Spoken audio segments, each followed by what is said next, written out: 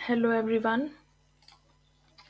Today we are discussing a mains question and the topic is Constitution of Board of Revenue from Madhya Pradesh Land Revenue Code 1959. इसमें हम cover करेंगे section 3 से section 10 तक. These are my notes. मैंने mains का question form किया है और कुछ प्री के भी क्वेश्चन हैं जो कि हम लास्ट में डिस्कस करेंगे. तो स्टार्ट करते हैं. Constitution of board of revenue. Question यहाँ पे दिया है, ऐसे क्वेश्चन बन के आता है. Explain the constitution, power and procedure of board of revenue. ठीक है, इसका आंसर देखते हैं. According to section mention in Madhya Pradesh land revenue code 1959, ये यहाँ दिया है section 3 constitution of board of revenue. Board of revenue का कॉन्स्टिट्यूशन बताया इस सेक्शन में.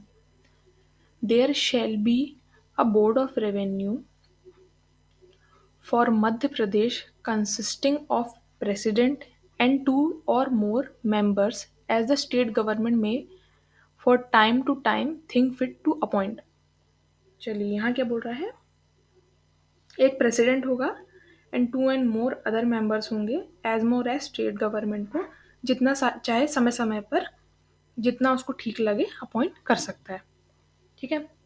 नेक्स्ट हम इसके पॉइंट में जाते हैं. President and member of existing board shall be the first president and members respectively of the Board of Revenue of Madhya Pradesh. तो सेकेंड पॉइंट में क्या बता रहा है. हाँ, 1959 में MPLRC बनी, बट इससे पहले जो बोर्ड वर्क करता था, इससे पहले भी कोई बोर्ड होगा ना, वो जो वर्क करता था, तो इसीलिए यहाँ जो बोल रहा है ना कि एग्जिस्टिंग बोर्ड ना, अब जो बोर्ड बना है उसके जो फर्स्ट, मतलब अभी जो बोर्ड बना है उसके जो फर्स्ट प्रेसिडेंट और मेंबर्स होंगे वो प्रीवियस बोर्ड के ही प्रेसिडेंट और मेंबर होंगे, यही बता रहा है इस टॉपिक में. ठीक है. चलिए तो नेक्स्ट सेक्शन में जाते हैं. Section 4 principal seats and other places of sitting of board of revenue.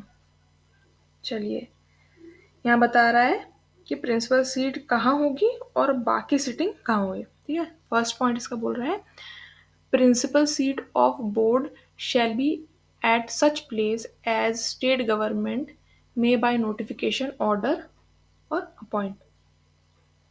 Notification के थ्रू ऑर्डर करके अपॉइंट करेगा.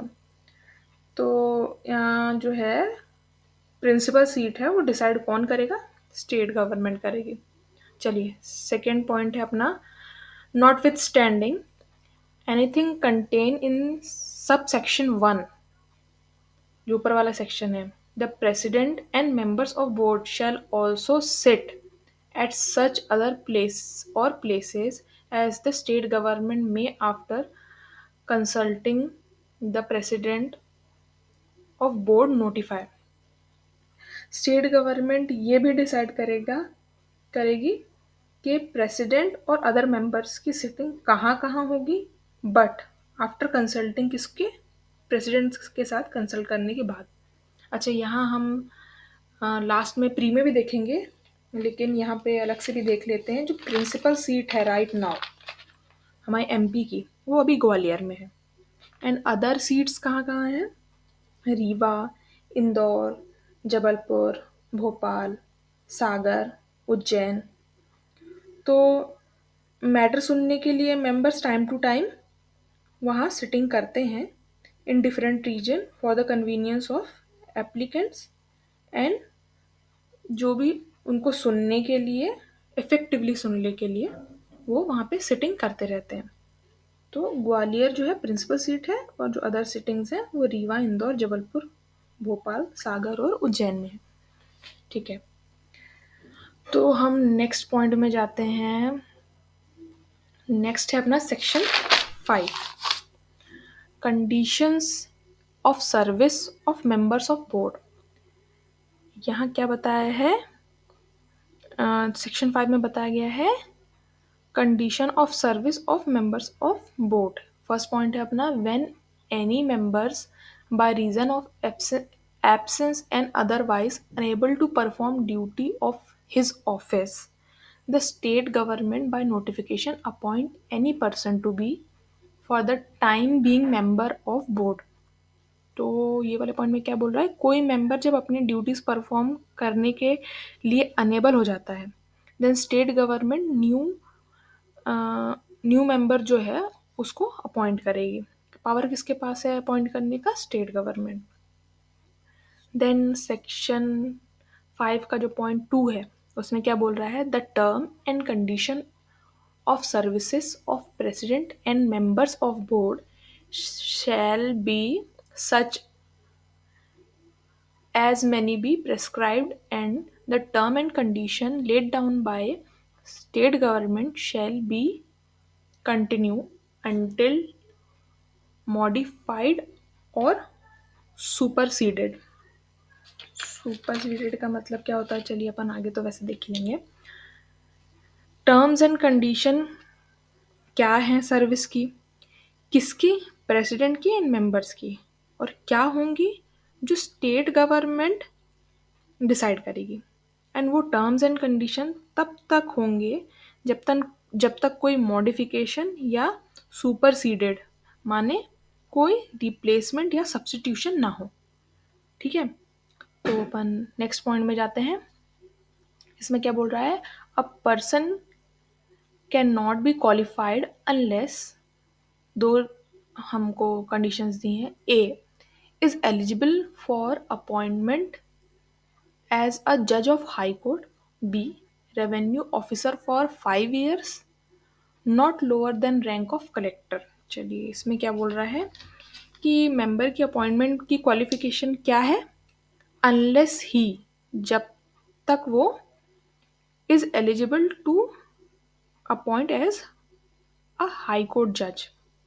हाई कोर्ट जज का जो अपॉइंटमेंट है वो अपॉइंटमेंट के लिए जो भी एलिजिबिलिटी होती है उसमें होता है कि वो सिटीजन होना चाहिए इंडिया का, held judicial office 10 year in India, and advocate of any high court for at least 10 years. ये क्वालिफिकेशन होती है मेनली. एंड देन बी में बोला है has been a revenue officer and held for at least 5 year. Revenue officer हो और कम से कम जो उसका ऑफिस है उसने 5 साल तक हेल्ड किया हो, और ऐसा ऑफिस हेल्ड किया हो 5 साल तक जिसका rank not lower then collector हो, कलेक्टर से लोअर रैंक का ना हो, ऐसी उसने ऑफिस होल्ड करी हो. चलिए नेक्स्ट पॉइंट में जाते हैं. सेक्शन 6 है salaries and allowances. There shall be paid to member of board such salaries and allowance as state government determines be charged on the consolidated fund of the state. चलिए इसमें क्या बता रहा है, 6 में ये बात कर रहा है सैलरी एंड अलाउंस की बोर्ड के मेंबर्स की.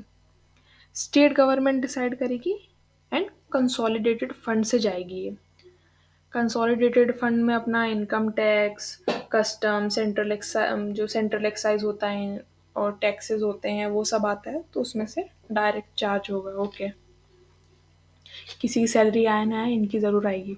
चलिए jurisdiction of board, section 7.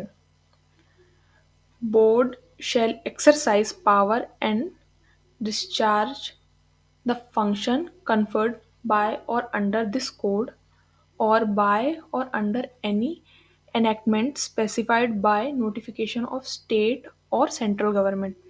तो 7 में क्या बोल रहा है, jurisdiction बताया बोर्ड का, बोर्ड एक्सरसाइज करेगा पावर एंड डिस्चार्ज यानी रिलीज करेगा फंक्शन को अकॉर्डिंग टू दिस कोड यानी कि MPLRC के अकॉर्डिंग, और स्पेसिफाई करेगा by notification of state government या सेंट्रल गवर्नमेंट. चलिए नेक्स्ट सेक्शन में जाते हैं. Section 8 power of superintendence of board in respect of all matters subject to its appellate or revisional jurisdiction has superintendence over all authorities. यहाँ पे क्या बता रहे हैं ये? पावर और सुपरिटेंडेंस ऑफ बोर्ड बता रहा है। बोर्ड के पास कई पावर होती हैं, मतलब और भी आगे हम पढ़ेंगे, बट यहाँ वो बात कर रहा है अपीलिएट और रिविजनल जुरिस्डिक्शन की। व्हेन बोर्ड एक ऐसे मैटर से डील कर रहा है जो अपील एंड रिवीजन से रिलेटेड अधिकार के अध्याधीन है, तो बोर्ड का जो सुपरिटेंडेंस है वो हर उस अथॉरिटी पर होगा जो इन मामलों को डील कर रहा है। मतलब जो भी इन मामलों से रिलेटेड है उन सारी अथॉरिटी को जो है वो सुपरिटेंडेंस होगा उस चीज़ का उसमें। And board can make call for return. जो बोर्ड है वो रिटर्न के लिए भी कॉल कर सकता है, माने स्पष्टीकरण मांग सकता है उनसे कि ये अपील हुआ है तो इसमें क्या है, किस तरीके से केस आगे बढ़ा है, तो उस चीज़ का वो स्पष्टीकरण भी मांग सकता है। चलिए नेक्स्ट पॉइंट है अपना section 9, exercises of jurisdiction by single member and benches. Exercise of such power or function of the bench shall be deemed to be the decision of board. Okay. इसमें बताया है exercise of jurisdiction by single member and benches. Section 3 जो अपन ने पढ़ा था, section 3 में जो मोर members बोला था वो भी कहीं सीटेड है तो उनका भी जुरिस्डिक्शन बनेगा ना, तो वो बताया है। तो उसके पावर एंड फंक्शन को एक्सरसाइज करने के लिए रूल कौन बनाएगा? बोर्ड बनाएगा। देन बोर्ड एक बेंच कॉन्स्टिट्यूट करती है जिसमें वन और मोर मेंबर्स होते हैं, एंड उस बेंच के थ्रू जितने भी डिसीजन दिए जाते हैं रिगार्डिंग पावर एंड फंक्शन वो माने जाएंगे कि बोर्ड के थ्रू ही मिला है। ये ओवरऑल कहना चाह रहा है इस पॉइंट में। नेक्स्ट सेक्शन है अपना 10, case pending at commencement of code shall be heard and decide by the board. इसमें बताया है कि जब ये बोर्ड बना उससे पहले के जो मैटर थे उसकी भी अपील एंड रिवीजन के जो एप्लीकेशन है ना वो आए होंगे, है ना, तो उसे कौन सुनेगा? इसलिए यहाँ बोला है कि shall be heard and decided, सुना और रिजॉल्व किया जाएगा बाय एग्जिस्टिंग बोर्ड, जो अभी बोर्ड है, न्यू बोर्ड। तो ये ओवरऑल अपना पूरा आंसर बना है। अब इसमें मैंने जो हाईलाइट किए हुए हैं वो प्री के क्वेश्चन बना दें, तो अपन प्रीलिम्स के कुछ क्वेश्चन देखते हैं यहाँ पे। ये जो अपन ने ऊपर ये सेक्शन 10 देखा है, वैसे तो ये सेक्शन 10 हमारे काम का नहीं है, बट इस चैप्टर के सारे सेक्शन हमने पढ़ लिए तो इसको क्यों छोड़ दें, और नॉलेज के पर्पज से भी पता नहीं कब प्री में आ जाए, तो पढ़ लिया इसको। चलिए नाउ प्री देखते हैं। यहाँ पे क्या बता रहा है? बोर्ड बिफोर कॉन्स्टिट्यूशन, मतलब जो हमारा ये अभी बोर्ड आया है, बोर्ड ऑफ रेवेन्यू 1959 में बना, उसके पहले कौन सा बोर्ड था? सेंट्रल प्रोविंसी बोर्ड ऑफ रेवेन्यू 1949, पहले इससे गवर्न होता था। और नया बोर्ड कैसे बना है? थ्रू ऑर्डिनेंस के थ्रू न्यू बोर्ड बना है। ये हमें प्री के क्वेश्चन बना सकते हैं।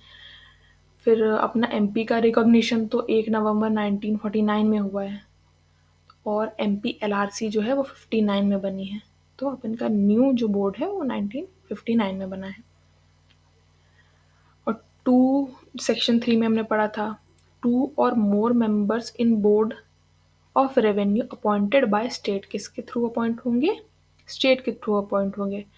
प्लेसेस ऑफ सिटिंग जो डिसाइड है बाय नोटिफाई ऑर्डर, वो कौन करेगा? स्टेट गवर्नमेंट करेगा। नेक्स्ट है अपना प्रिंसिपल सीट, जो कि मैंने पहले डिस्कस करा था। प्रिंसिपल सीट अपनी ग्वालियर में है, और अदर सिटिंग्स जो हैं वो रीवा, इंदौर, जबलपुर, भोपाल, सागर और उज्जैन में है। 7th है sitting place decided by the state government with consulting to the president of board. ये जो सिटिंग्स हैं ये डिसाइड तो स्टेट गवर्नमेंट करता है, लेकिन प्रेसिडेंट से कंसल्ट करने के बाद उसकी भी राय लेता है। और अपना नेक्स्ट है अपना प्री का क्वेश्चन बना सकता है, जो बोर्ड है उसकी अपीलेट अथॉरिटी कौन है। मतलब हम अगर बोर्ड के भी फैसले से संतुष्ट नहीं हैं या हम अपना रिवीजन करवाना चाहते हैं तो हम कहाँ जाएंगे, तो बोर्ड के ऊपर अपना आता है हाई कोर्ट, हम हाई कोर्ट में अपील कर सकते हैं। सेक्शन 5 का जो सब सेक्शन 1 था ना, state government by notification appoint any person as member of board, तो जो स्टेट गवर्नमेंट है वो बाय नोटिफिकेशन करेगा appoint member of board. Salary and allowance be charge from consolidated fund, ये भी हम आगे डिस्कस कर चुके हैं, ये प्री में बन सकता है, कंसोलिडेटेड फंड से आता है सैलरी सारा।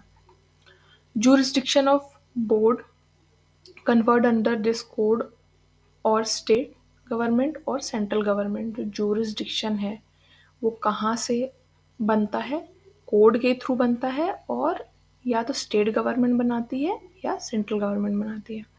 नेक्स्ट अपना board have superintendence over all authorities for appellate और रिविजनल जुरिस्डिक्शन, इसको भी हम पहले पढ़ चुके हैं कि उसको सुपरिटेंडेंस किसके ऊपर होगा, सारी अथॉरिटीज के ऊपर होगा, जो कि किन मामलों को, किन मैटर्स को देखते हैं, अपीलेट और रिविजनल मैटर्स को देखते हैं उस, और उनका जुरिस्डिक्शन होता है उसके ऊपर सुपरिटेंडेंस किसका होता है, बोर्ड का होता है। Decision regarding exercise of power and function by benches shall be deemed to be the decision of board, ये भी हम पहले पढ़ चुके हैं। जो बेंचेस बनाया है बोर्ड ने किसके लिए, डिसीजन मेकिंग करने के लिए, जो भी एक्सरसाइज होगी पावर और फंक्शन, उसके डिसीजन उसी तरीके से डीम्ड यानी माने जाएंगे जैसे कि उसको बोर्ड ने डिसाइड करा है।